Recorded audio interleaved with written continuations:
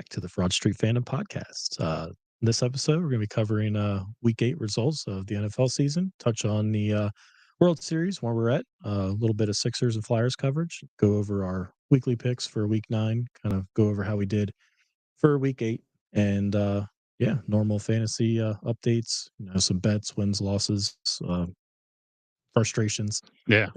And for this episode, I will be sticking with one of my OGs, 30-minute IPA. What you got? Finishing up the case of Mick Ultra, so next week I'll have something different. Nice. And I'm drinking some Mountain Dew. There you go. Someone's got to be sober. Yeah. So, let's get right into it.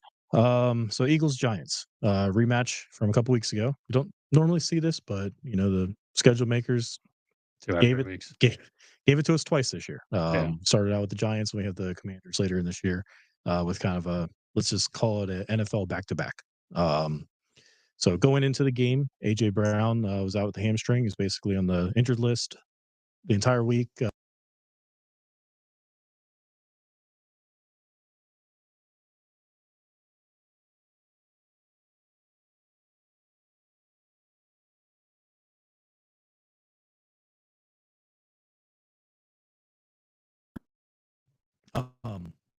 But we're also missing Cam Jurgens. So he was out as a center. Tough. Had to fill in. He has looked, let's say, great. subpar going in.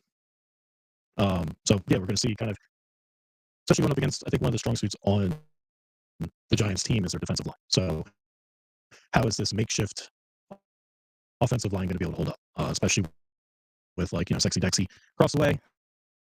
How are you going to basically hold them back? So, a couple things obviously coming off of the ass kicking that they gave us a couple weeks ago. Was it a revenge game? Not necessarily. I don't think they were really looking at it. I think it was more hey, let's just get back on track. Right. So I guess obviously they were able to come away with the win. It was pretty impressive win. I think a couple of the highlights. I thought Toth played well. Yeah, the run game went off. Run game went off. It was the first time this year we've had, let's say, 100-yard rusher, but we had two. They were able to bring Bigsby in. He actually broke off a couple. I think one of the big ones was a 2nd and 31 or something like that. And crazy. Yeah, he breaks it off to get the first down on the next play, and it's like, oh wow. You figure at that point, Jalen takes a bad sack there, and you're pushed out of field goal range. You're like, all right, maybe we can try to get back in field goal range, put another 3 up here. He was able to break off that 31-yarder, just bouncing it outside, and we get the first down, and we just extend the drive. Which when they traded for him, I thought that's exactly what they would use him for. I was like, well, Dylan must not be working out. I said he's going to be running back too. And then we were having him in kickoff coverage. And I was just like, this is not what he's, because he did very well last year in Jacksonville. So I was like, behind our O-line and Saquon is the main. I'm like, that should be pretty good. This 1 week, but it looked pretty good. I think the weird thing was Shipley went out literally the week before they make the trade. So it's like he was going to be your guy. I kind of split time with Dylan and Barkley, and mostly he was going to be the number 2 in my mind. So with him going out with the injury, I think the Bigsby thing, they were like, okay, well, we're looking for a kick returner, but we're hopeful that he might be able to win this spot. So we didn't see any of it or anything, for that matter, until literally, I think it was maybe even last week in Minnesota. I think we saw him out there a little bit as an actual backup running back. 1 week he had to face the Tampa kicker who was doing the dirty ball. So the Rams were the ones that were so he had no shot at getting the return there. Between him and Mechie, they were just fumbling every one of those. And, we're starting at our own 10, 15-yard line. Yeah, and I mean, Dylan was just a healthy scratch, so I guess he's, kind of fallen out of favor, I guess, at this point. I don't know. Yeah. He hasn't really produced anything well with his opportunities that he's had, so. Well, and I think there was a couple runs that he would have where it seemed like he was actually hitting holes quicker than Barkley. I don't know if he's a second guessing or he just doesn't care for the openings to kind of, I think Barkley's a pretty patient back. He'll hit holes when they're there, but he'll also wait for them to kind of develop before he, pushes forward. Where I think Dylan, there was a couple that he would be in there and he's running for 8 yards. And I'm like, why is he doing this and Barkley's not? So I think the biggest thing when obviously Saquon took the first drive. Okay, it's about the fresh air. It's just seeing him get outside again. Get outside the tackles and then go out bounce, keep going outside. Well, once he got to that opening, like he was Yeah, gone. that but that was safety all. He said he to be oh, it's that safety was like, oh shit, I didn't think he was gonna go that way. And he's just like, well, he's gone. So. But it's just that's what we saw last year was him breaking runs outside, and this year he hasn't had the opportunity. I think the O-line's obviously been banged up, still kind of banged up. But Jurgens, I don't know when he'll be back. Hopefully after the bye. Yeah. But it's just the O-line has not been performing like they were expected to this year, and I think Barkley's taking the brunt of that. Yeah, no, I think so too. And also, it's the expectation because of what he did last year. People are like, why is he not running for 1,000 yards already? Yeah. Like, and it's like, relax. It's week 8. Like, But I mean, honestly, that we're still, we're 6-2. Yeah. We have our bye week, get some guys hopefully healthy after the bye, get ready for the stretch run, and we're winning games, right? Like, I mean, this game was it wasn't necessarily close, but there was a little bit of ref influence. Yeah, we got we got a lot of The- calls our way. Between the pass interference on Quignon, that's a touchdown there, and it's a little touchy. I've seen it, and if you look at it from above, it looks like he pushes Quignon away, but right. Quignon was So just it pause and it kind of goes. So, I mean, but I still feel like it was just hand fighting. It wasn't really like an abrupt push. Like he, it didn't really slow you down. yeah. And I guess what I would say is when you look at it from the overhead, like you're looking at the actual play develop, it looks like he literally pushes him and then he catches the ball because there's that separation. Yeah. But when you look at the slow mos, they're like focused on them. It's not as apparent as it was. Yeah. So I think like at the time I'm like, oh god, that's offensive pass interference all day. And then you look at the slow mos of it, and you're like, oh, okay. Actually, it didn't seem like it was. It just seemed like Quignon stopped a little bit, thanks to maybe a push, and then he just kept going. You can see Dave. Well, man, he was ready to. He was pissed. Yeah, but he had reason. He had reason. Yeah. He's fighting for his job still. Yeah, oh, right? yeah. They lose their prize running back earlier in the game. I think the other questionable call was the tush push. It was a clear fumble. Yeah. I don't know. Like if they're already running in to call him dead or down or the play dead, like Thibodeau basically just wrapped him up and just yanked the ball. Yeah. So it's one of those things where it's like, all right, well, it's already a question of when the guy's actually down anyway. So if the refs are already moving in, they're calling him dead. So yeah, but like, you can hear the whistle didn't blow, and There was no whistle. Thibodeau had That was the the ball on the biggest ground. problem. Yeah, that was the problem. And Fox made a point to show that because they played the actual sound with the replay, and you couldn't hear the whistle till afterwards. But it's just this is where the tush push is going to start getting the approvals to be banned from the league because the refs don't know how to ref it. well, whether it's them or not, in the neutral zone, the false starts, we don't know how to ref this play, so now they're just going to be like, all right, it's banned. I haven't seen any false start issues. Well, they've not called it, but you can see sometimes that we're not lined up correctly. Like they've said, sometimes Jurgens' head has been above the ball before, or like something. Yeah, I think earlier in the year, like it wasn't just him, but also the other offensive line. The guards would be up too far, and then you also have the defensive line also. Defensive offside. Yeah, so I think I think it is behind the scenes. They've sent clarifications to the teams, and you can see that it's becoming more refined. Yeah. As we watch it, but it's not as apparent of like just the commentators pointing things out. It's more of, okay, they're refining how everybody's supposed to align. Now, maybe they're going to have either a quicker whistle when it comes to, them being blown dead, or they're going to let him go. And, if things like that happen where the ball's just ripped out of his arms, that's. And then you run into the problem where forward progress is not a challengeable play because they will still try. That was the other, and he was like, the ref was like, dude, you can't, like, now you're losing a timeout because you can't challenge that. And I'm like, yeah. Like, so, it'll be gone next year, and we'll, rest in peace, tush push. Well, we know. Well, I don't like it anyway. So the other thing too, it's like, all right, that's the tush push, but I mean that play there that we just described, that's nothing different than a QB It's sneak. a quarterback sneak. So it's like they're still going to run the quarterback sneak. Them ripping the ball away is not going to change the fact whether it's somebody pushing behind him or not. So I don't know if that necessarily plays a toll in, them banning the player or whatever. It's still at the end of the day a quarterback sneak. Yeah, I just think if the refs are losing control and it's causing outrage, that's what's going to be the issue that they actually finally get rid of it. Yeah. So, but I mean, other than that, like, Dotson just lost a guy. That was pretty cool to watch. Yeah, that was good. It was good to see him actually produce, and that was a great catch. Yeah. Great catch. Devontae, another He's a stud. guy's a stud. Goddard's still flourishing in the Patullo. That seems to be seven touchdowns this year so far. I think that leads the league, and certainly for tight ends, it might be up there. Yeah.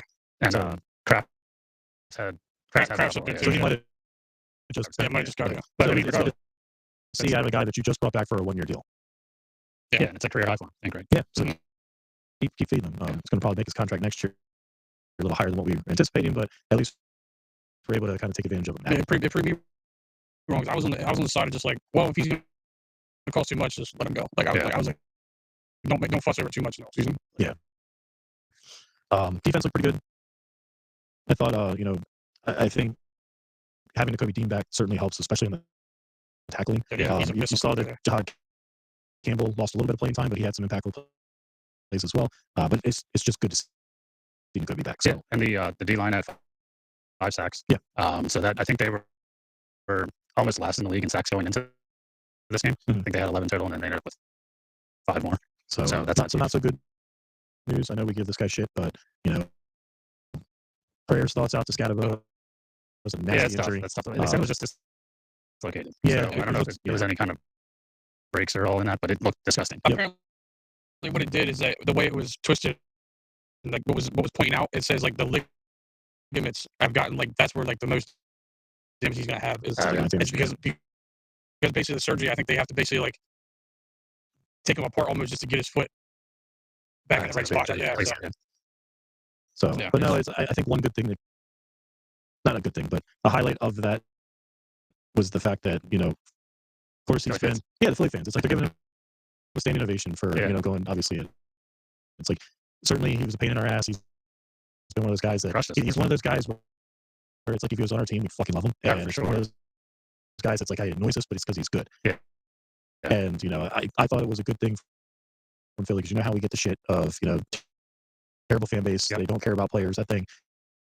For them to give a standing ovation. Yeah. And then, the following day, Big Dom delivering pizza and cheesesteaks to him. And I want to say I saw that Zach Vaughn actually made, because he was the one that actually tackled him on the play. And, he was pretty torn up about it too. He was like, there's a brotherhood when it comes to football. And, certainly when a play like that doesn't necessarily, it wasn't his intention for that to happen, but, obviously he was heartbroken about it too. Yeah. So it just kind of goes to show you that, Yeah, I mean, there's a brotherhood there. you saw the reaction of the players brothers. on the field, right? Yeah. Like, Jackson Dart's immediately screaming on play. Yep, and he's The like looking O-line's away from the looking other down, like, kneeling, praying, and at that point it's like, oh, well, it really was bad. Yeah. And I didn't see it at first. I was just like, I saw the ball pop up, and I'm like, all right, pick. Like, go for it. Yeah. And the next thing you know, Jackson Dart's over here looking the other way. I'm like, what's he doing? Then you wanted to replay it. And I had to see it. I didn't even see what happened. And I'm sure shit, his foot's turned sideways. So yeah. So that's tough. Tough to see, but certainly sad news. Hopefully he can come back healthy. I doubt he's gonna be able to play again. They've already said he's going this year. Yeah, but he is an exciting player to watch. The guy's just running into CTE, but That's what I was gonna say. The way he runs, that was not the injury I saw him get. 100%. I was like, he's gonna get a concussion. he's He'll be gonna out. break his neck or something, or shoulder or something, running into a guy you should have ran into at the last. like also it didn't happen in MetLife. Yeah, This it's is right. true, Exactly. too. Right. It's MetLife, or the Giants fans a little bit better about it. They're like, how good our stadium didn't do it. Like, Yeah, well, I think I talked to you over the weekend about it. Like, I saw a thing where they're saying that MetLife Stadium is one of the safest stadiums to play, and I'm like, that's 100% bullshit. Yeah. And it's like, unless they're taking the fact that two teams play there, so they have multiple games, and twice as many games as other teams. Yeah. And then it's like, if you look at I would like to see, regular injuries, one thing, but severe season-ending injuries, I want to know those numbers or those metrics of this stadium versus others. Yeah. And I think that's where it's going to be highlighted that this place is a dump. Yep. Agreed. So like I said, able to come away with the win, which is nice. Going into the bye, I think the timing's really good. We have a couple guys that are kind of banged up, some injuries. It'd be nice to get Cam back, nice to get AJ back. Yeah. But speaking of AJ, there's talks of trades and everything else, and the trade deadline's coming up as well. So, I mean, what do you guys think? he's not being. There's no way. There's no way that They trade how they trade somebody. Yeah, like the cap hit is like $45 to $50 million in next And year. then it's So so you're not no cutting him chance. either, Yeah. which is another. Yeah. And that's what I was just telling him before we literally everybody that talks about it, none of them mention the cap hit. They just talk about how he's a pain. Like, no one gets clicks off cap hits. Yeah, right. Exactly. They're just like Or reasoning behind money. a tweet. I'm like, yeah, but it costs $48 million. if he's not on our team next year. I'm like, well, might that's as a well little just more important. keep him out there. Yeah, And, might as well. Yeah, you know, I mean, the one thing Jalen looked pretty happy on Sunday. Yeah. So, you know, it's one of those things where if anything happens, it'll probably be obviously after next year because they're not going to eat that hit. Like, No, yeah. you know, I think honestly, like Carson Wentz had a pretty big cap hit when they traded him. And there was probably another situation just recently that, you know, they've done it in the past. But why? What are you going to lose? I mean, what are you going to gain out of trading him? Yeah. You know, you're going to lose production on the other side. And we saw this offense without A.J. Brown. We saw this offense with just Jalen, Devontae Smith, and 4 random guys. Yeah. I think A.J. Brown, whether he's happy or not, brings another level to that offense, especially on the receiving side. Yeah, and he had 2 touchdowns the game before, and then he goes out the using me but not using me bullshit. It's like, all right, buddy, just get your tweets off. Yeah. So show up like, on Sundays and play, buddy. I saw this somewhere, and I'm curious what you guys' thoughts are. But do you think that this hamstring injury was basically just a way for the team to suspend him a game for his actions and not come out and say that he's suspended based on? Yeah, I don't know. No, He he, didn't seem like he had the hamstring before the season started. So Yeah, but he's he wasn't also practicing much for that either. he's out there fucking around with Coop and like at practice and everything. And it's like, are you really hurt? Or, Oh like, yes, you I know, saw the tweets. They were like, Coop's his new best friend, and then he posted on IG a video of him and Coop like high fiving each other or something. I'm like, yeah, okay, that's good, I guess. Like, so, I don't know. It's just I thought it was interesting. And it's like, yeah, I can see them do that. Like, all right, I wouldn't AJ, reach we hard did for it. that. Yeah, we But did. I think with the bye week, it's like, look, go ahead and just be healthy. You have 2 weeks, and we'll come back against Green Bay, and we'll have a full squad ready to go. Yep. Yeah. So yeah, we'll definitely see. You know how the bye week happens. You know how we end up doing at the trade deadline. I think you know, you could certainly go after a cornerback. I think we can use some help edge there. rusher. Edge rusher. Safety, AG will be back. AJ will be fully ready. And we might get Nolan back. Yeah, Nolan Yeah, should. I think I heard week 9. Yeah, Week I would 9 say for so that'll be after the ball. All right, Yeah. So So that would be nice. You know, certainly get him back on the edge rushing side. You know, add BG to it. So we'll see like how he does. I mean, he's made a couple trades this year, and not other than Tank last week, they haven't really worked out. No. And then the Darius Smith signing, Yeah, which is Victoria not, Bennett also he's been hurt. Bennett could come back healthy too. So yeah, because I think they said they're going to give him a shot before they fully trade. Yeah. They're running that week, so Yeah. we'll see how he comes up with over the bye week. So going through some of the other week 8 matchups, the Chargers beat up on the Vikings. Carson Wentz did not look very good in this one. He got re-injured and Now He's he's dealing on with makes sense. so whole left shoulder tear. Everything's since the changed. Monday game. Yeah, no, he's been out. He's been I mean, hurt. it's not his throwing arm, but obviously it kind of but use your body. And I don't know if you've ever hurt your other side and try to do anything, but it kind of your whole upper body is kind of connected in a sense. And he's just in pain the entire time. Yeah. Right. And he's still getting hit. I think there was like a stat that they showed because he was on the bench, like almost standing there in tears. And it was like 40 dropbacks, 20 something pressures. Like it was like 40% of the dropbacks he had. You would think they hand the ball off. Well, they've had issues at running back too because Aaron Jones has been out. Well, he came back for that. He came back for that game, and Jordan Mason did nothing with his opportunity. Yeah, so they lose to the Chargers 37-10. Dolphins and Falcons. I cannot put a freaking. I don't know what's going on with the Falcons. They're good one week, they're terrible the next week. I mean, they didn't have Penix, but Kirk Cousins should be a serviceable backup to be able to show up against Miami the way they've been playing. Miami's been dog shit. Yeah. And Tua came out there with half his eye open and had his best throwing performance in 3 So years. going into fantasy this week, I had Tua. Tua's been garbage. Yeah. I also had another guy who was on bye. So I was looking at like quarterback options, and I was like, well, Carson played good against us. Yeah. I was like, let me go ahead and pick up Carson on Thursday just so he can play, and because I don't trust Tua right now. So Carson ends up getting like 10 points. It's not great. Tua drops fucking 30. Yeah. And I'm like, yeah, that sounds about right. It's like if he's gonna do it, he's gonna do it on the bench. It's the left eye that he had the injury, but it was like swollen shut, and apparently that's his interception eye.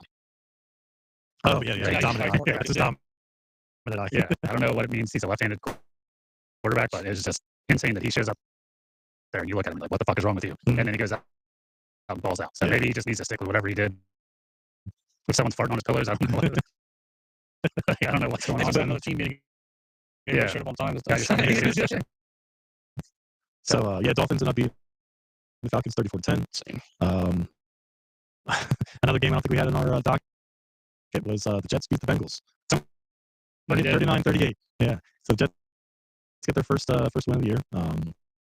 Collapsed by the Bengals, though. Oh yeah. Yeah. I mean, they're up big early on that, and yeah, they just found a way to lose. I mean, Flacco looks pretty impressive. Their defense has always been garbage, but yeah, Flacco looks impressive.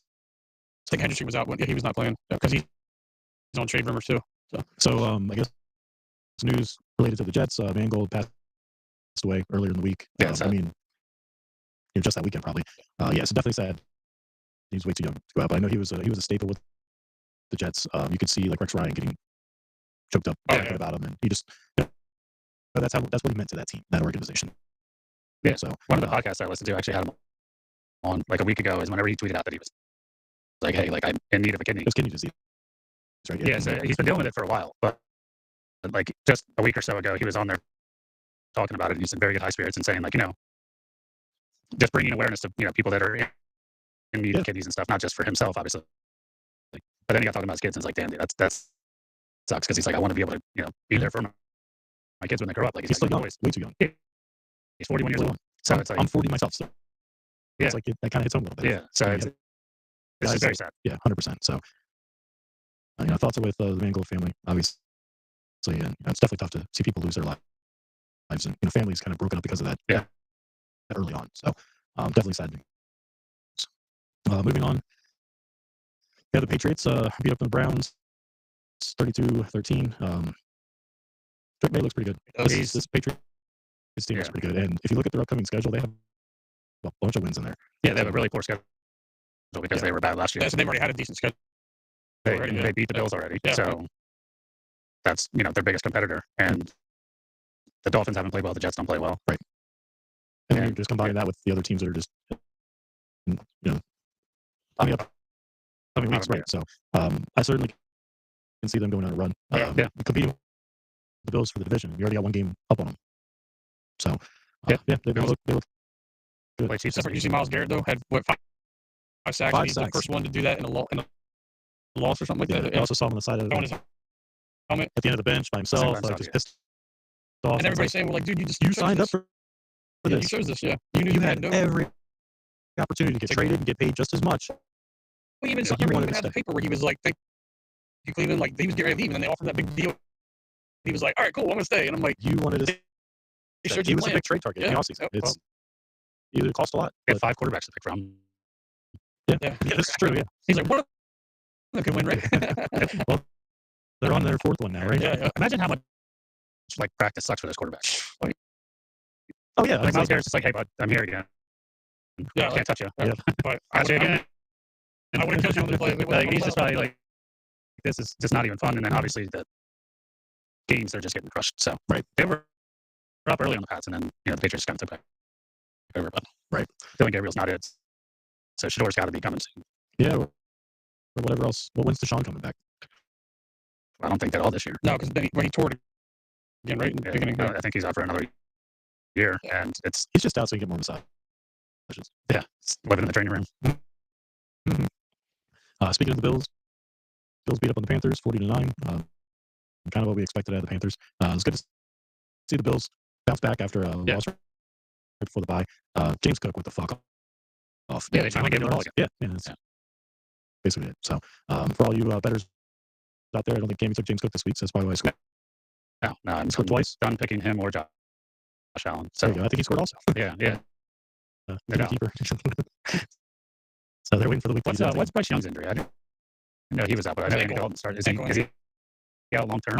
No, as far as I know, it was just this week so far. Okay. But it was like a late. It was like a late. They were playing pretty good ball recently. They won 3 straight or something going into this week, and then they got fucked. They beat Dallas a couple weeks ago. Right. We didn't.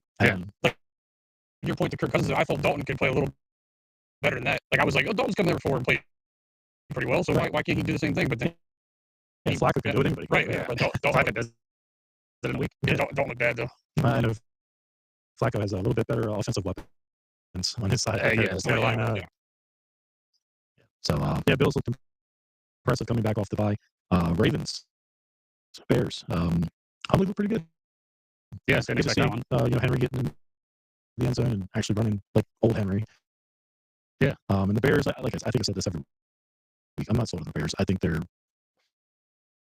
a fraud. I thought they would be able to cover just because how bad the Ravens defense has been. I think Kyle Hamilton's back healthy for him now. No, they were hurt. A lot of but- players on their defense is bad. Yeah. Caleb Williams looked Caleb looks pretty bad. terrible. Yeah, I've never been a fan of him.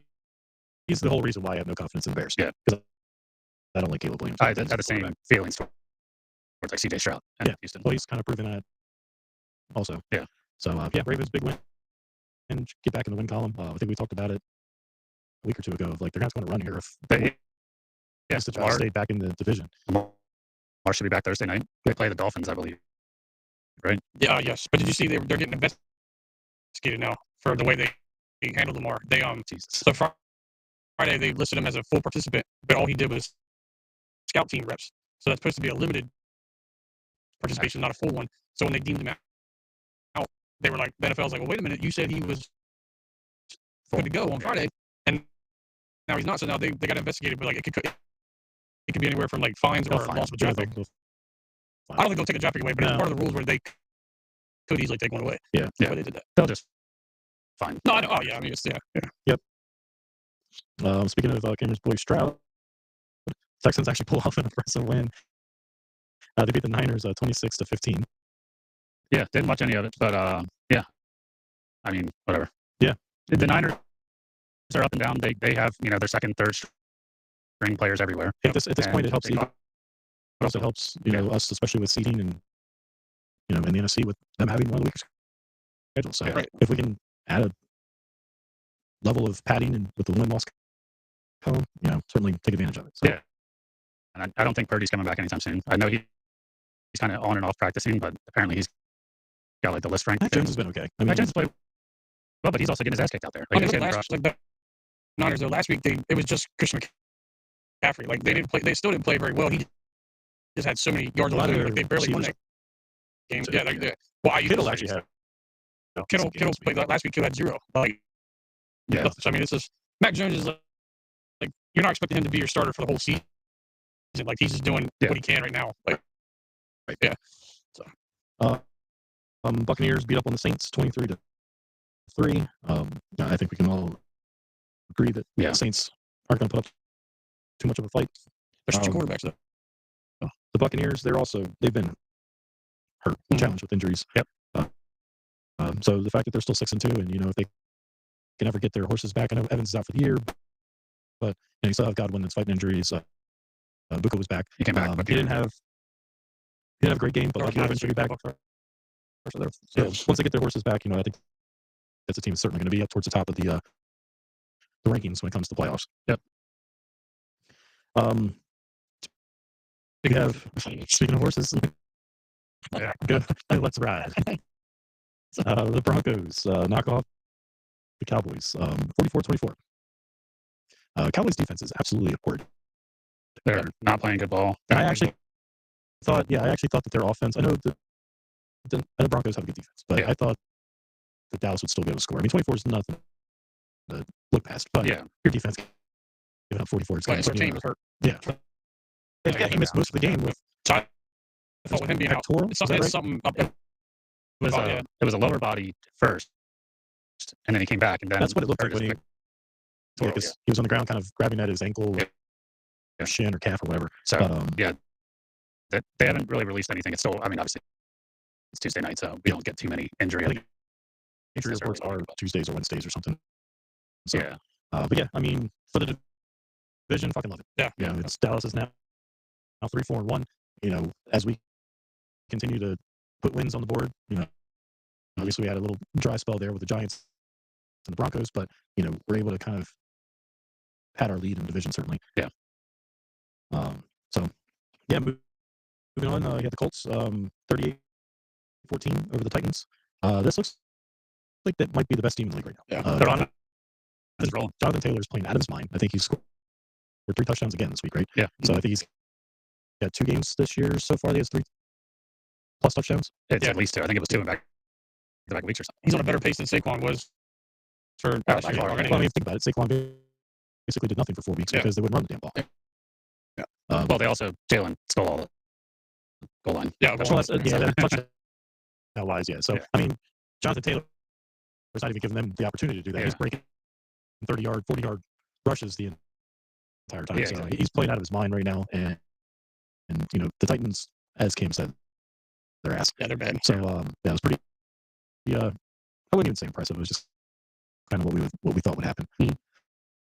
Going into the Sunday night matchup, we have the Packers going to Pittsburgh. So we have the Rogers Bowl to play the 4-3 Steelers.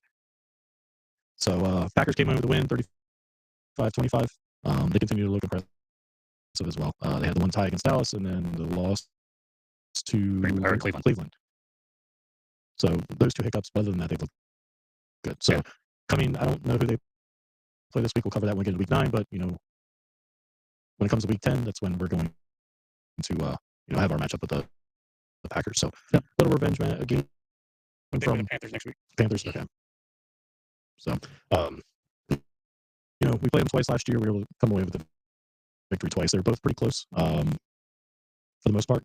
So we'll see what Jordan Love shows up. I think he's kind of It's been on and off. right. So we'll see what they can do. I'm assuming that they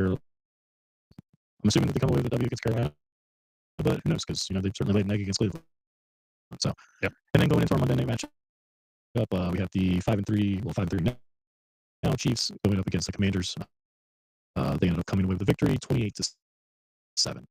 Yeah, that was very ugly first half. I think Mahomes had 2 picks in the first half. I think when I turned it on, it was 7-7 or 7-7 at halftime.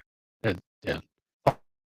Awful. I live bet the under on this game, and then I think it was the first 2 drives the Chiefs had after the half. They scored touchdowns. I was like, oh, well, there goes that. But it actually held on. Nice. The thing that pissed me off the most when I bet it, it like refreshes the odds. It went from when I bet it to then like being under 38 to then under 41. I was like, well, fuck, here we go. I just put this bet in, and now they're going to raise the under to give that extra 3-point buffer. So I figured I was fucked going into it. And then on top of it, I guess we're just going to I'll jump into the bets piece. I was texting with Brock about, we just need Rashid Rice for this touchdown parlay. And he had fucking 2 plays that he went out at the half-yard line or closer. Yeah. Like it was the first touchdown that Kareem Hunt ended up getting. He was going into the end zone, but he was down by like an inch or 2. So I was like, and then I saw the next one where he reached out of bounds. And I was like, we're just not getting this. Like, it's just, this is crazy. Like, they're trying to give him the touchdown. He just can't get it. So I thought we were screwed. But eventually he got his touchdown. So thanks again, Brock. Yeah, good job. So, all right, let's get into week 9. As we mentioned before, Eagles are on bye this week, so we have no games to forecast there, but we can certainly cover the others. Thursday night, we have the 2-5 Ravens going to Miami to play the 2-6 Dolphins. Wouldn't expect the records to be this bad for either team in the off-season preview. So I guess for this, so last week, Brock, we ended up, I think Cameron went first, he went with yours, and then I went last. So last week, just to also give an update. So we'll do that real quick. So, Brian, you went 7-6. Brock, you went 7-6. I went 10-3. So if we can, I'll go first again. Keep my luck running here.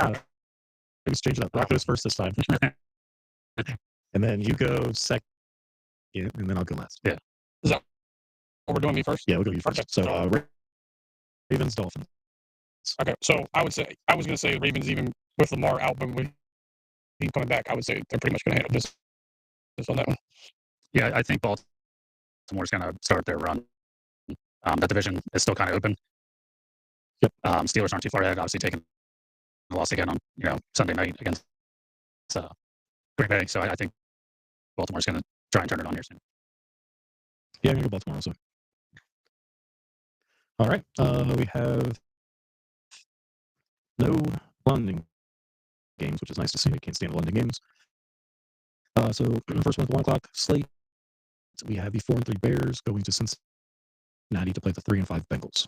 I'm going to go with the Bears. Bears. Yep. I'm going Bears as well. Obviously, it didn't look great against Baltimore last week, but the Bengals lost to the Jets. Yeah. So Yeah, this is true. I'm actually going to go Cincinnati's going to try to make a game up on you guys. And I think Mr. Flacco and have Lamar. no faith in Caleb. They're going to go off. So I'm going to take the Bengals here. Next 1 o'clock game, we have the 3-4 Vikings going to Detroit to play the 5-2 Lions. I just came off of a bye. Yeah. I think the Lions are just going to roll them. Do we know who's playing quarterback for the Vikings? It'll be McCarthy. It should be McCarthy, but it was Brosmer, I think was the guy's Have they name. already played each other? Vikings and Lions? I thought earlier in the year. Good question. Honestly, I don't know. No, But probably. I think it was with McCarthy, and he didn't look good. Yeah, But I think it this was might have been early. a game where, I think this might have been a game where Detroit didn't necessarily look that good either. Yeah. I think they kind of got their offense rolling, certainly after this game. And, I think it took them like 2 or 3 weeks to kind of get back to the Lions of last year. I'm going Detroit as well. I think that they're going to handle business pretty easily. Again, with McCarthy, I don't think he's a good quarterback. And then, they're just not playing good ball. Yep, I'm going Detroit also. No argument there. Moving on, we have the 4-4 Panthers going to Green Bay to play the 5-1 Packers. So the Lions and Vikings have not played each other yet. Okay. I just looked at That's how you look it up. Yeah, I was going real quick, and I was like, "Oh, they've not played each other." Cool. Must have been another. You said Packers, Panthers. Right, Yep. Okay. So yeah, Packers. I don't think they'll have any problems there that week. Yeah, same. I think Packers defense playing good ball. And if Bryce Young, I think he's better than Andy Dalton. If he's not playing, I don't think that they got a shot. I think regardless of which love shows up, they're going to win this game. So I'm going Packers as well. And then Dowdle had been going off for 2 weeks, 200 plus yards from scrimmage. And then all of a sudden, Chuba Hubbard is back. And then he's just taking the carries away from Dowdle. It's like, what the hell are you doing? Dowdle clearly was performing very well. You're winning games, and then you just go right away from him. There's like this course because like they paid Hubbard, but they didn't pay him a lot. No. Like they didn't pay him a lot. It's over 4 years, so it's not like it's a big contract. It looks big, but it's not. So if Dowdle's better, you could easily just go, "Hey, we're going to use him until he's." You're not supposed to lose your job off an injury to Stas Drew Bledsoe. Yeah. Well, it worked out for them, didn't it? See that, Carolina? You guys could be the 2000s era Patriots, but you decided to give Chuba Hubbard the ball instead of Dowdle. All right, so moving on, we have the 5-3 Chargers going to Tennessee to play the 1-7 Titans. I mean, Chargers, no question on that one. Yeah, Titans are ass. Yeah, Chargers. Yep. No real commentary on that one. Nope. All right, 3-4 Falcons going to New England to play the 6-2 Patriots. Patriots. To keep the streak going, I'm going to keep following Brock here and say New England as well. Yep. Same here. All right, then we have the 5-3 49ers coming across the country to play the 2-6 Giants. I would say with all the injuries for the Giants, the Niners should handle that. I mean, it might be closer than we think, but I still think they'll pull it off. This would be the true test of MetLife. If the Niners continue to lose more players to that turf. Yeah. They don't know who they have else to lose out there. Maybe, I don't want to wish this on them, but, Kittle's back healthy, McCaffrey's out there. Maybe they try and get an early lead and just kind of sit those guys. So you're going Niners? Yeah, Niners. All right, I'm going to go Giants. Oh, there we go.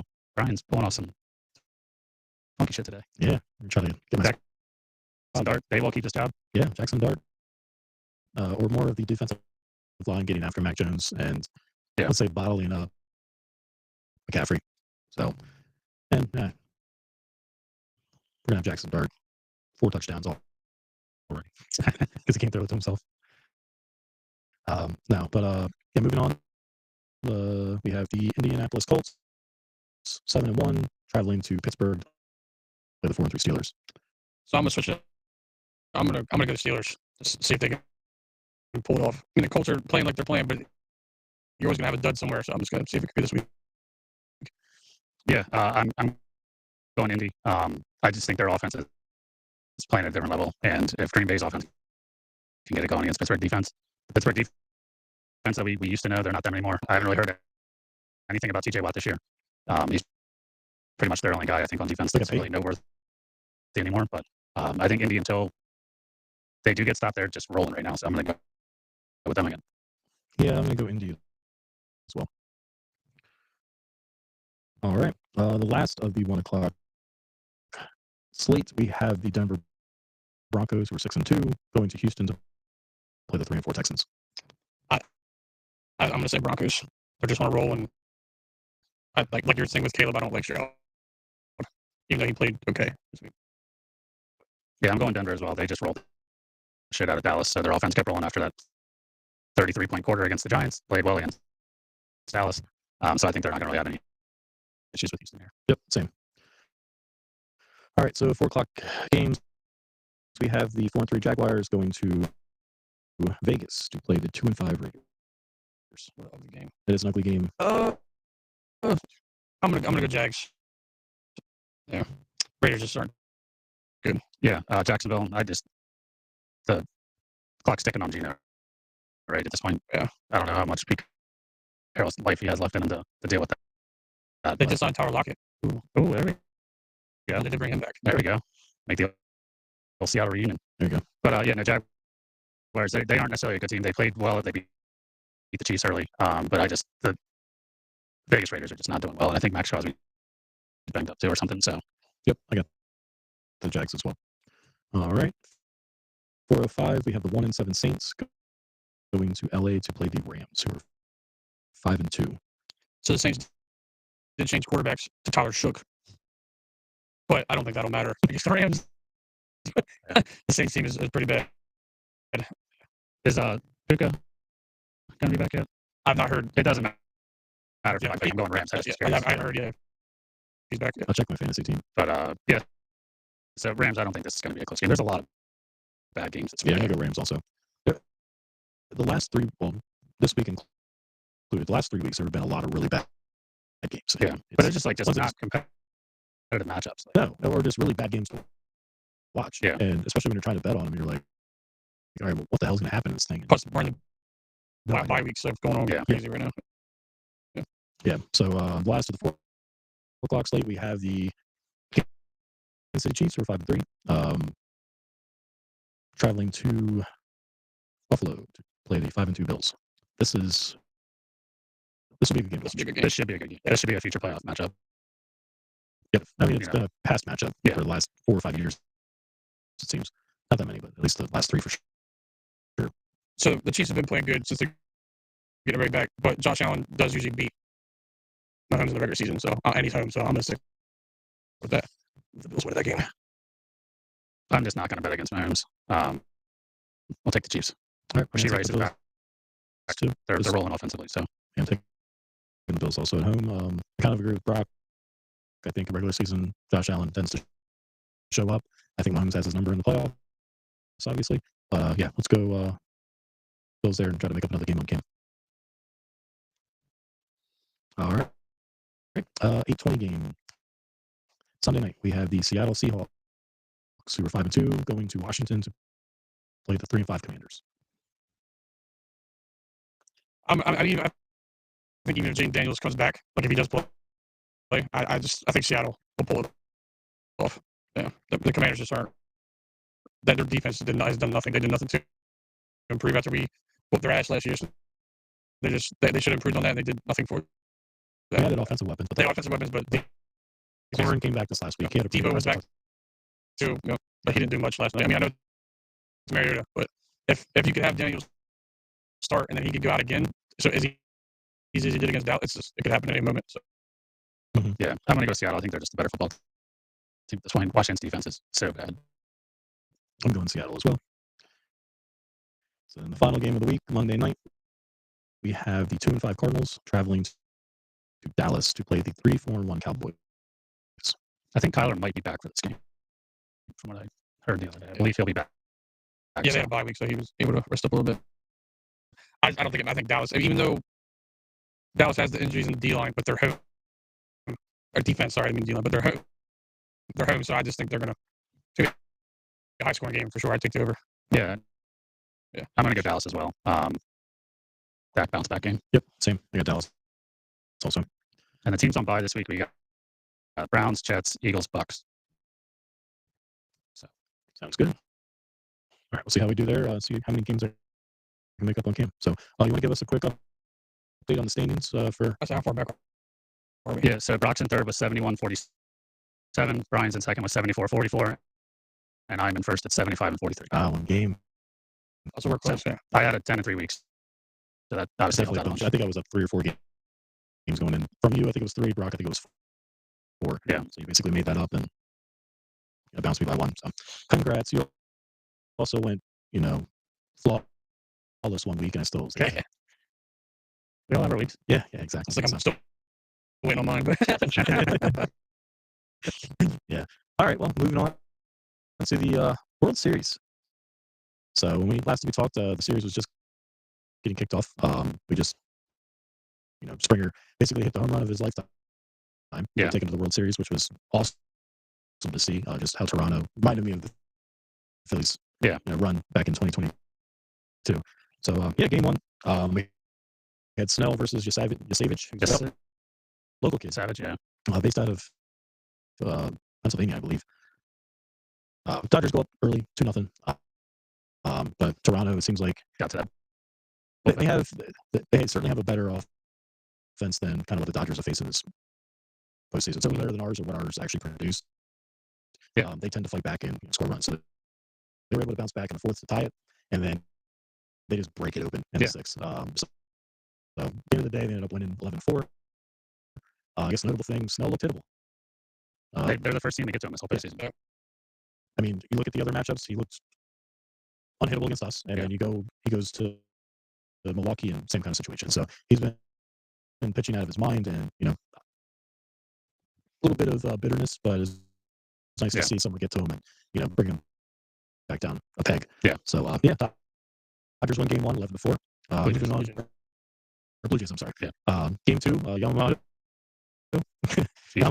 Gausman.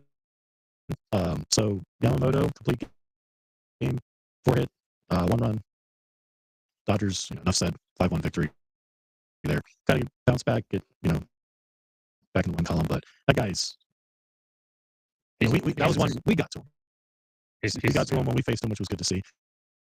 That was the one win that we actually were able to come away with. Mm. But yeah, he was unhittable in game 2. So. He's had 2 complete games. Two complete games. Yeah. He's so good right now. But again, that's just been the MO of the Dodgers. Their starting pitching has just been so good. Yep. Snell, obviously, like we said, just got touched up in game 1, but he didn't necessarily get touched up. It was they pulled him, and then the bullpen came in to try and save it, and gave up all the runs. But that's what we were talking about. It's like get the starting pitching out of the game and take advantage of the bullpen. And for the most part, we had the situations where we're going up against, I think it's Shedder or Shaheen. Shaheen. Shedder's the Shetler's the Yankee guy.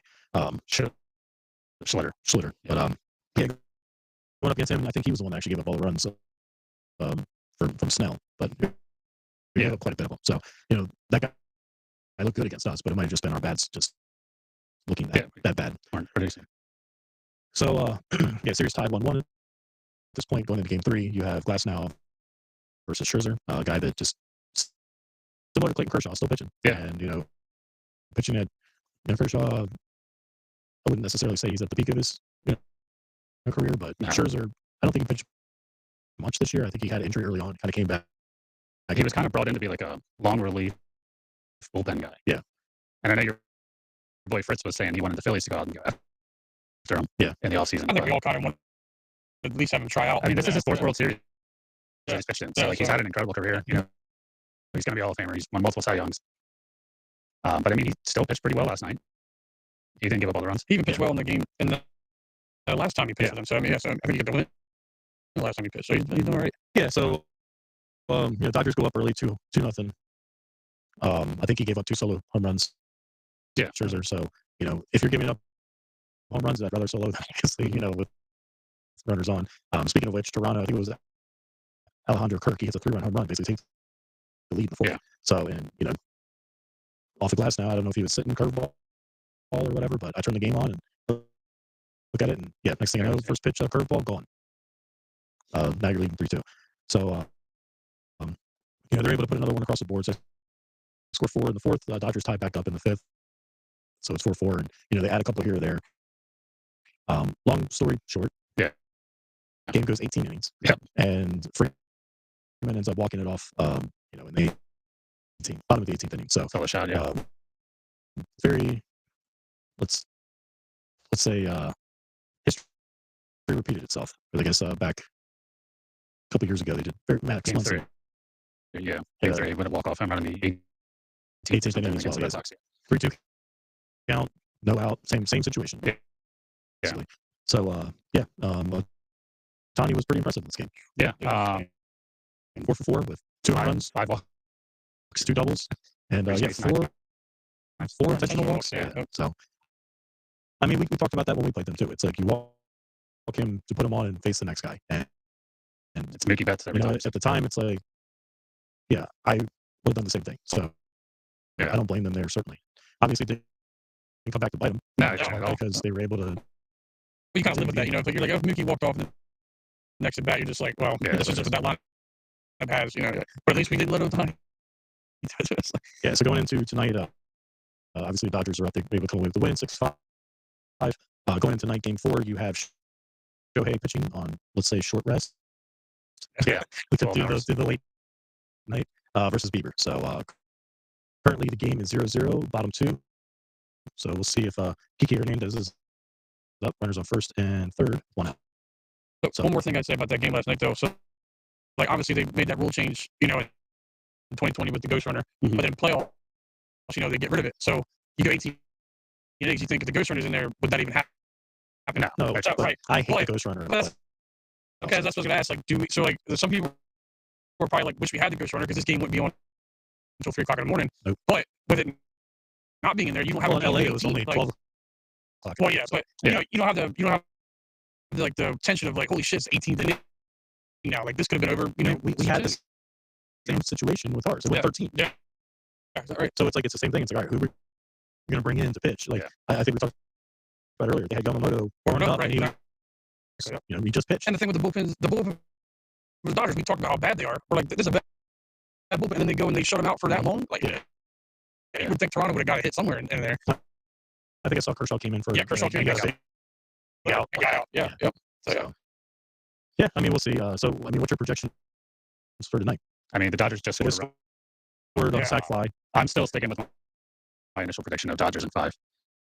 yeah, I have it going back to Toronto. I have it just over. So, Over in yeah, five because also. they split.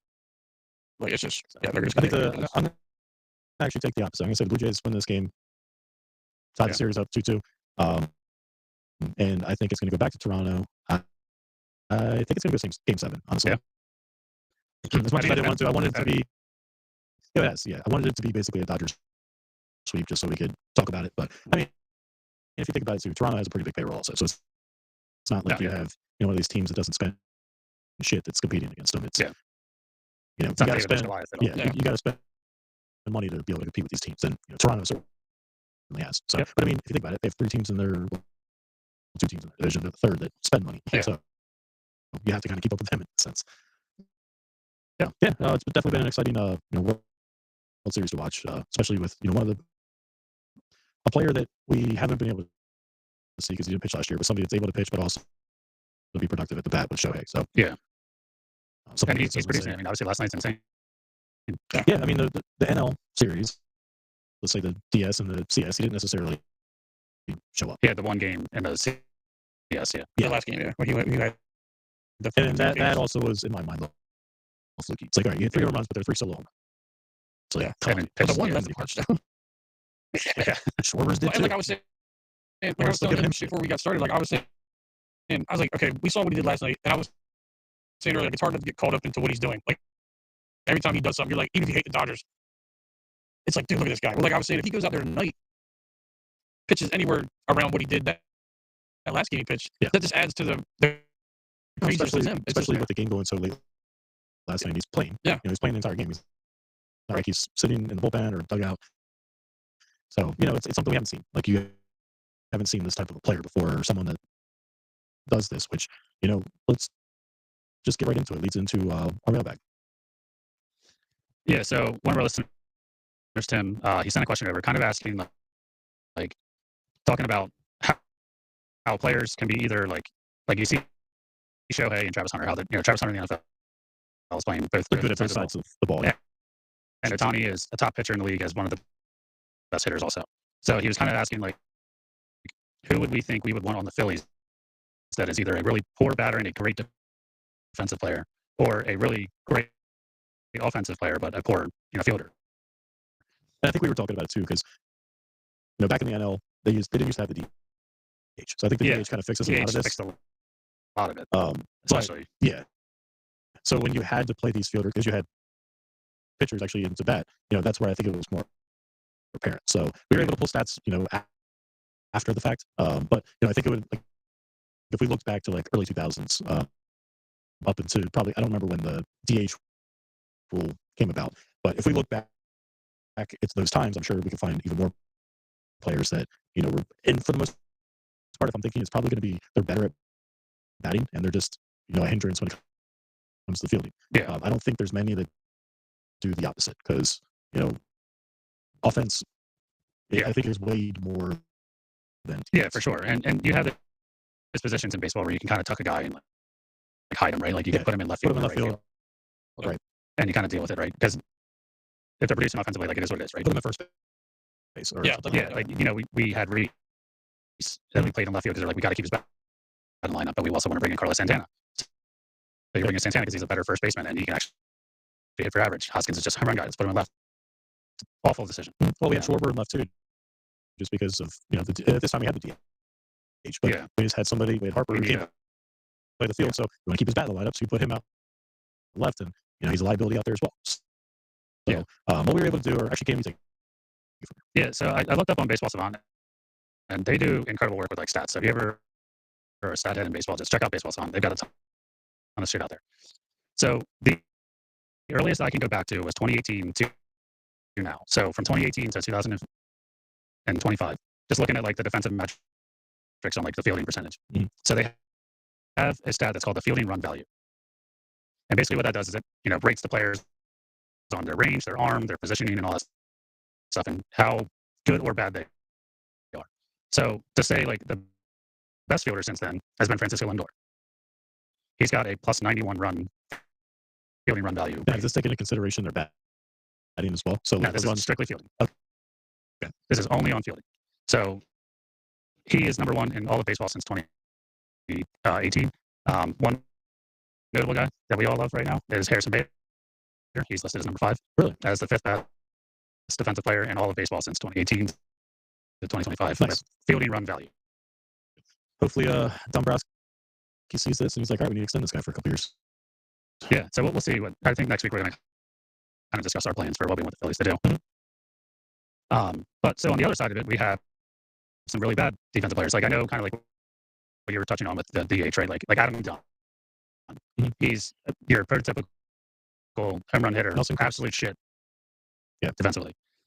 So Adam Dunn would have been one of those guys where it's like, oh yeah, I would like to see him because he's hitting 50 home runs a year, but he's just not able to see on the field. So send him to the AL, put him in the DH. Yep. On the NL later on, he can play in the That's DH. kind of what we saw with Nelson Cruz. Nelson Cruz was, a glorified DH for the majority of his career, and he basically played on AL teams for the majority of his career. Yeah. So I'm just going to go from 10 to 1. So starting at 10, we have one of my most hated baseball players is Juan Soto. He was nominated for a Gold Glove last year.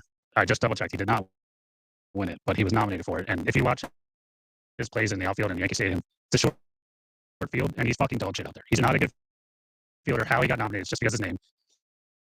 Maybe it's just like, I don't know if it's like that Pro Football Focus or whatever they do, to where they have like the agents really, you have like a lot of weight in his ratings. Yeah. One of the worst And defenses he, out there. obviously his offense is crazy, right? Like he's so good at hitting, and he turned that into a But as you 15-year, just said, $700 million contract. this doesn't weigh into the This is all field.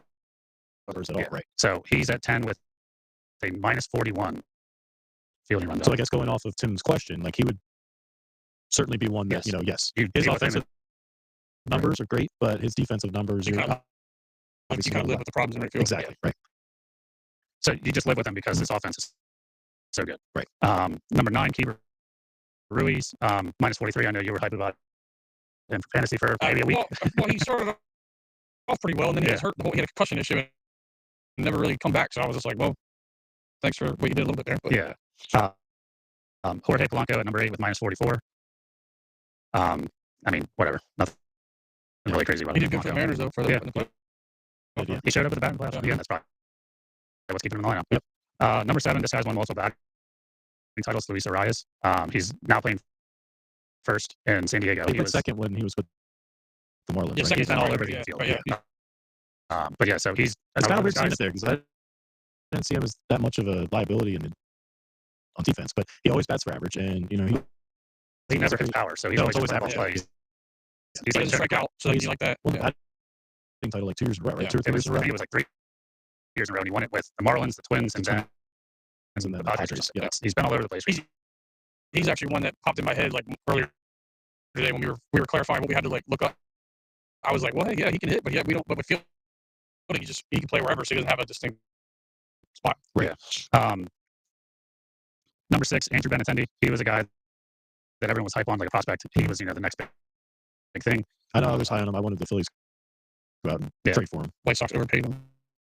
Well, it's a surprise we didn't after you'll see the trend here in the next couple the numbers here. But yeah, I mean, he didn't necessarily perform offensively later on in his career, but he had that great start out. So, and clearly the defense is just not good. Number 5, our boy Didi Gregorius, minus 46. So can't have that as a shortstop. No. You can't have that as a shortstop. Obviously, he was pretty good offensively for most of his career, around the 300 hitter. Mm-hmm. Came to Philly, the bat wasn't really there anymore. So at that point, when it's just the bat's not there, the fielding's not there. What are we doing? Right. But so yeah, Didi said 5. Number 4, Ahmed Rosario. He's at minus 52 fielding run value. He's bounced around a lot. Yeah, he's been kind of like a random utility guy. Just an update. That's Vlad Jr. just 1 yard. Off of Ohtani. So Vlad. Now Toronto's up 2-1.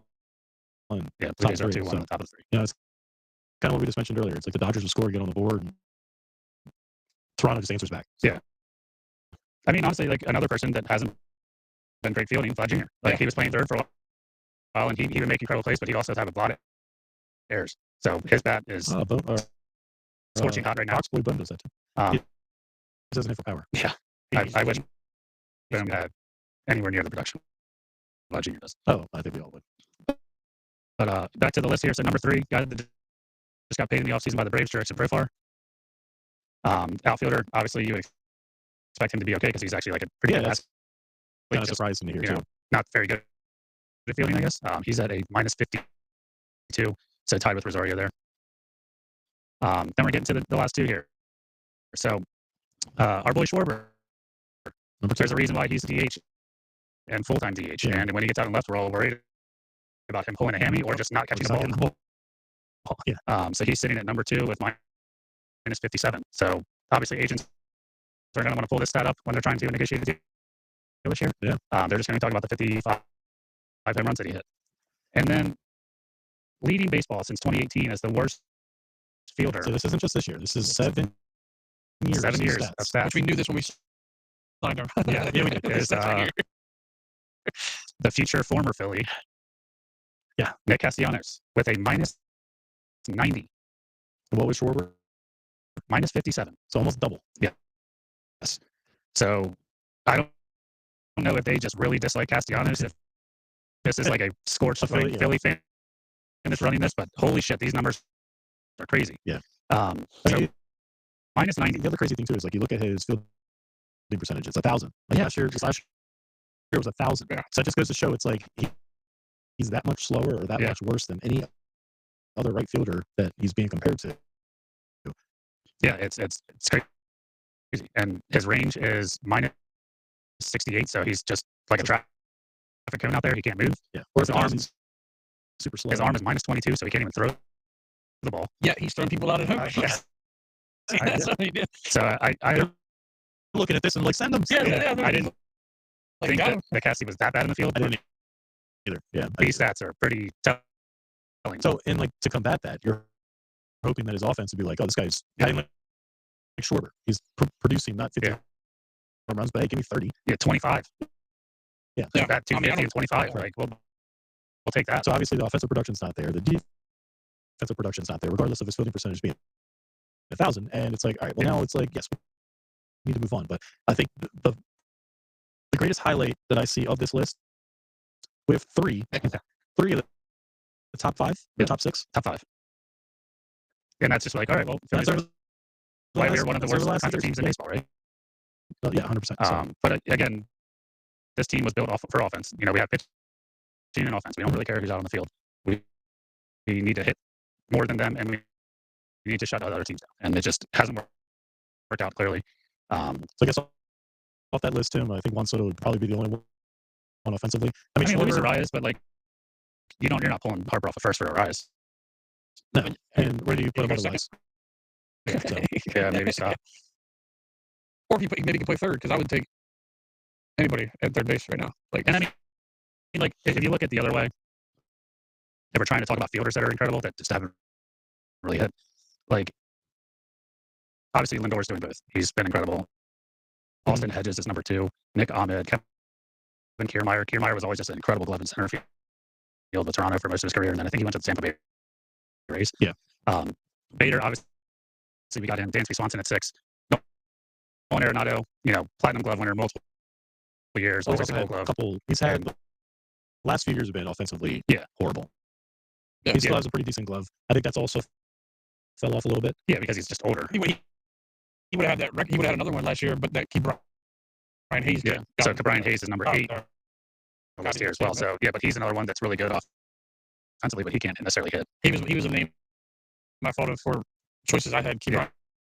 Because he could field easily, but his bat is just not that good. Yeah. Michael A. Taylor, center fielder, he's been really good glove. Just hasn't done anything offensively. Did you have him too? I did.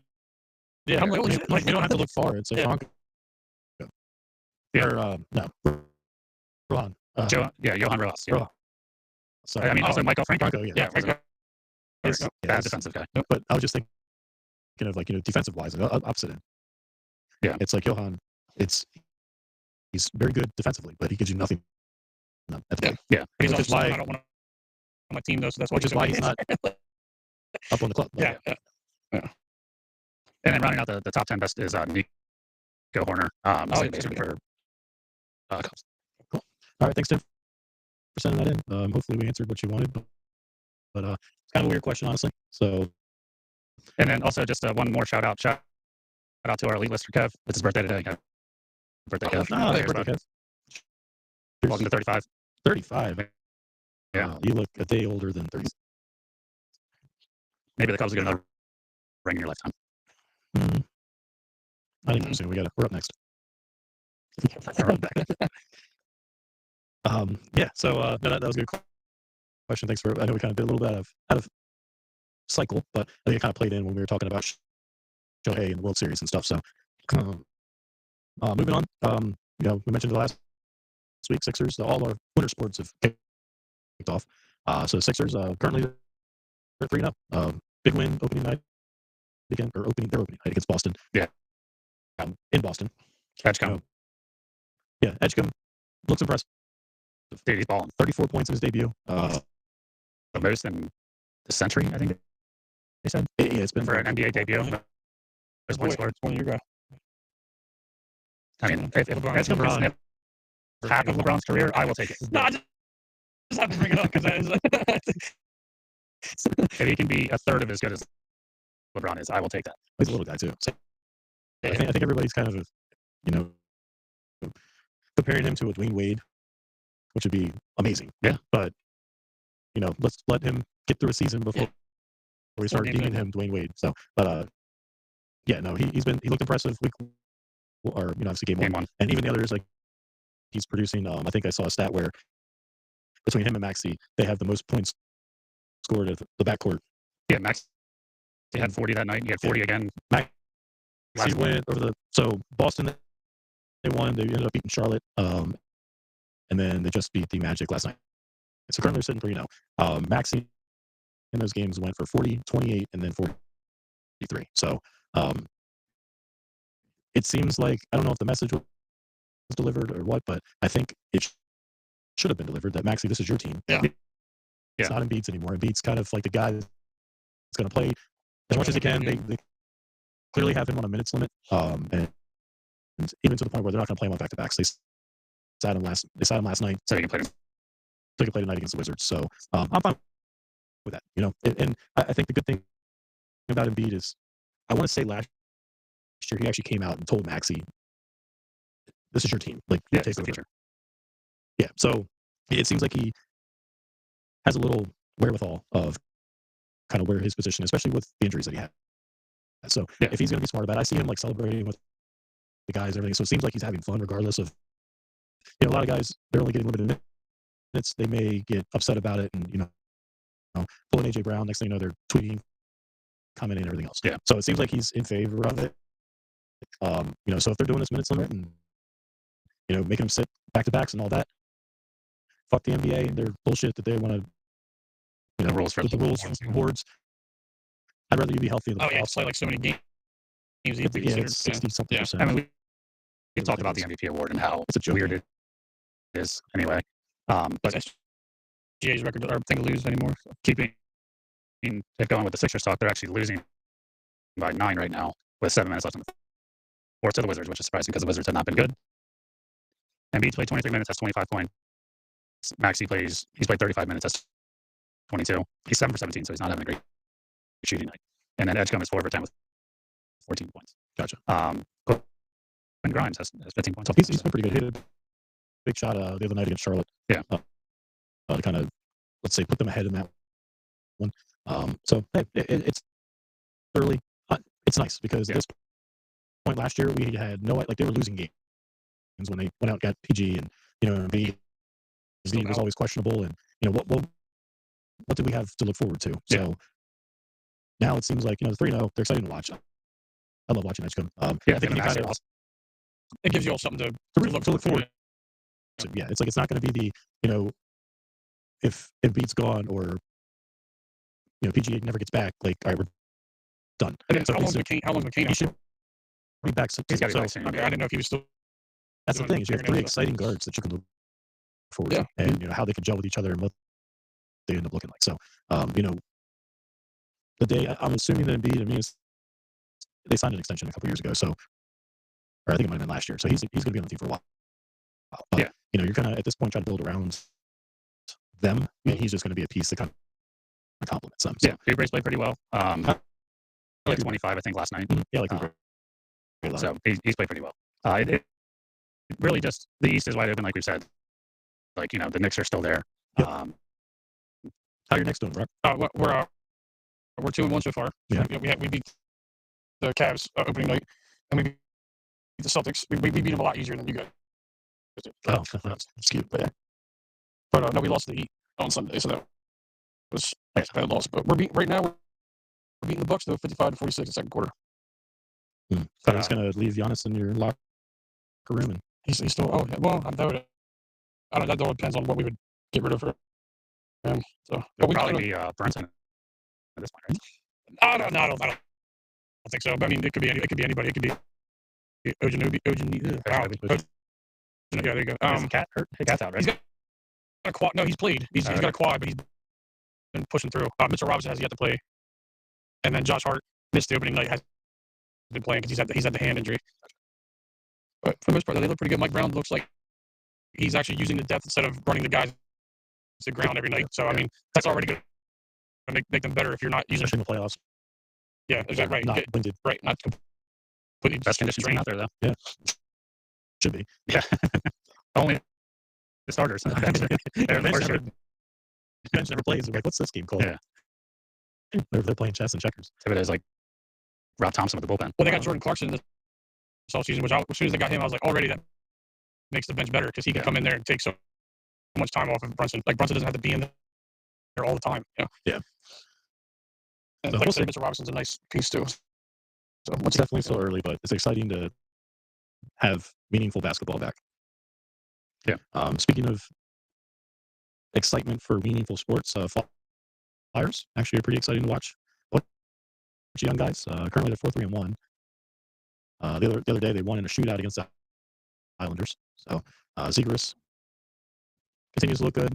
Michkov is getting his skates under him, as they would say. So Beat the Pens tonight. Yeah. Just one. I was going to say they're currently playing the cross-state rival Penn. So what was the score? That it was 2. Last I looked, Yeah, 3-2 shootout. 3-2 shootout. Yeah, so they keep getting the point to point. So whether you go to overtime, get a point out of it. Obviously you get the extra one if you win, but the goalie situation hasn't been killing them so far.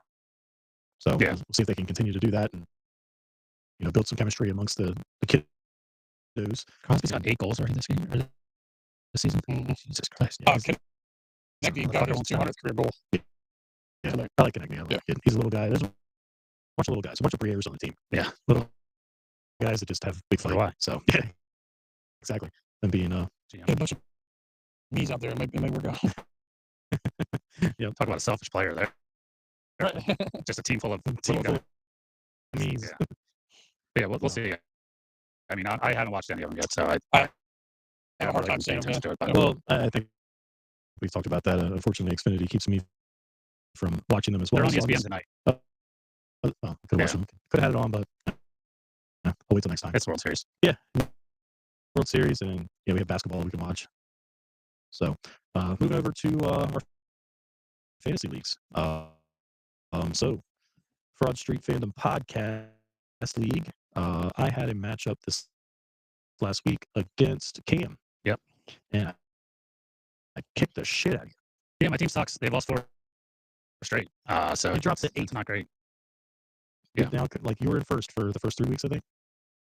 I would like to say like my points against is crazy higher than everyone else's, and it's not. My Yeah. team just sucks. They're just not performing. So I scored 180 to your 142. That's like one of my higher scoring weeks. Yeah. And I still lost. Well, so I'll put it this way. I had 2 guys that went the hell off, but Rogers put up 20. Justin Jefferson was 14, which is a little low for him. Waddle actually scored, so he was up to 20. Javonte Williams 17, but the big ones were James Cook 43, and Brees Hall 39. Yeah, team passing touchdown. Yeah, 2 rushing. So. Yeah. I mean, I had They had Saquon. 38 out Yeah. of Saquon, so that was good. Josh Allen 25, which you like to see, but just nobody else there. And then Brock, I'm- played, or go ahead. I played Dynasty Mode Engaged. Not sure. Brandon. Okay, so that is. Okay.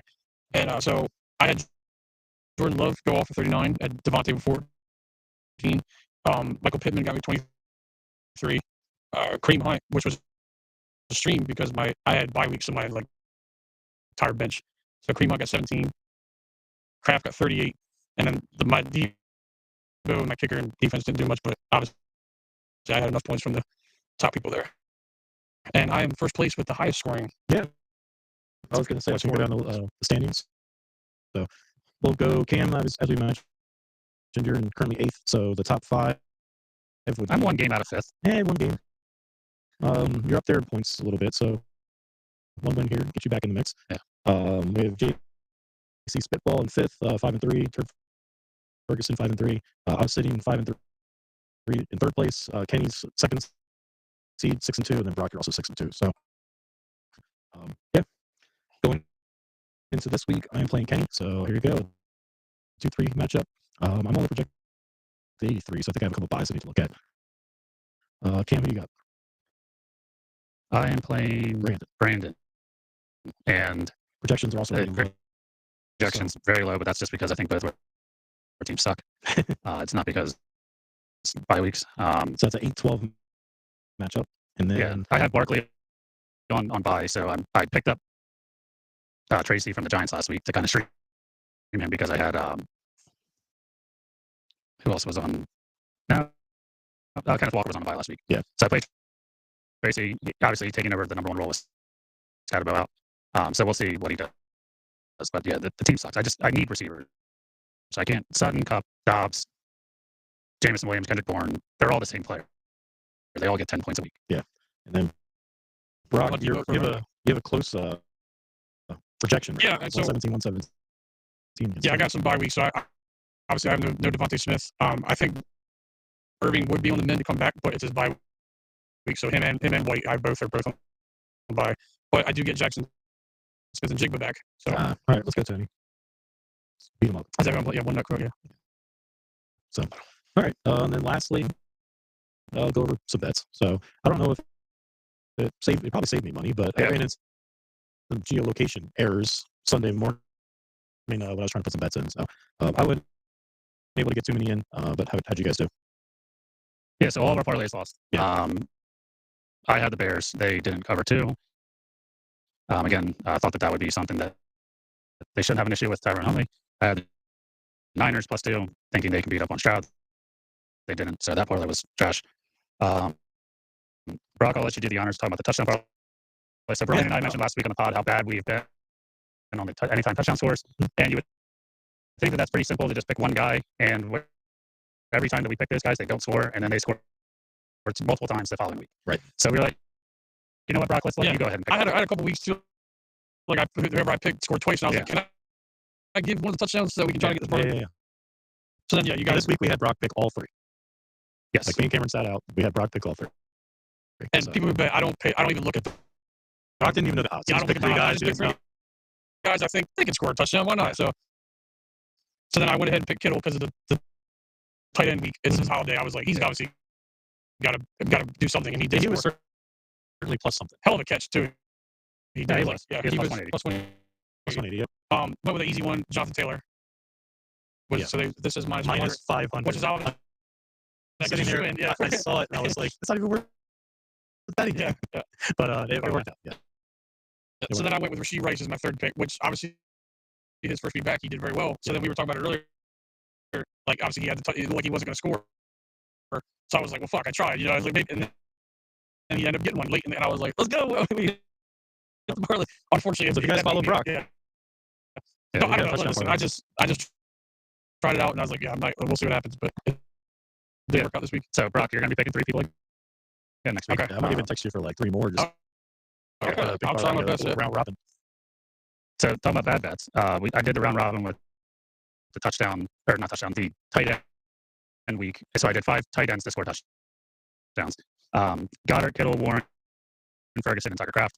Tyler Warren, Jake Ferguson, they've been getting touchdowns almost every week this year.